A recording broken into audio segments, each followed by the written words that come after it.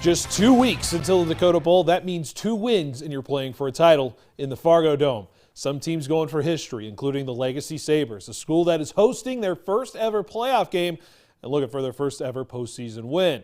They'd have to do that against Fargo Davies, a team they beat 8 days ago. Chaos from the first possession of the game. Davies trying to go to the pitch.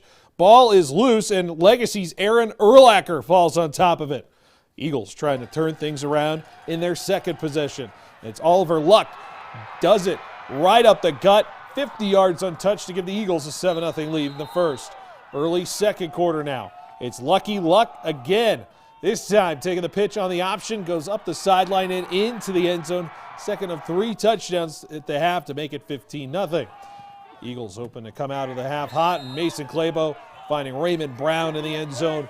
Davies going to roll in this one 35-7.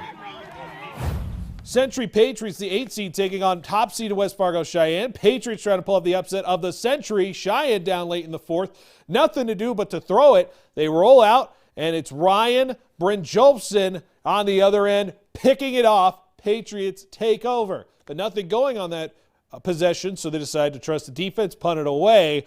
But we're showing a punt because the Mustangs muff it. Century falls on it. It's Patriots ball inside the 5. Kyan Barth capitalizes on the mistake, tucks it in, takes it himself, and that seals the upset. Century wins 27-8. They face Davies next week.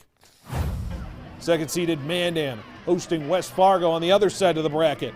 First quarter, Braves already up 7-0, looking for more. Lincoln Wiseman already with 1 touchdown, looking to make it 2, and he's able to do it there, 13-0 at that point.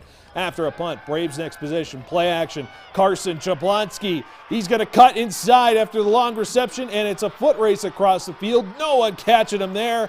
It would be 27-0 Mandan at half, but signs of life for the Packers after trading turnovers. Backup QB Brady Medina finds Keaton McGregor into the end zone, putting West Fargo on the board.